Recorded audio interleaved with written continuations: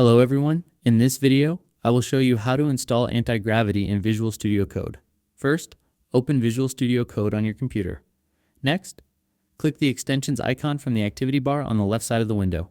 In the search box, type Antigravity for VSCode. When the results appear, find the official Antigravity extension and click Install. Wait a few moments until the installation is complete. After that, the extension needs a native background agent binary to work correctly. Open your terminal or use the integrated terminal inside Visual Studio Code. Run the quick install command that matches your operating system. Once the command finishes, the required background agent will be installed. Now, go back to Visual Studio Code and open the command palette type Antigravity. Sign in and select the command. Your default web browser will open automatically. Sign in with your Google account and allow the AG CLI to communicate with the Gemini models. After you complete the authorization, return to Visual Studio Code. The extension will automatically detect your cache login token, so there is nothing else you need to configure. You have now successfully installed and signed in to Antigravity in Visual Studio Code.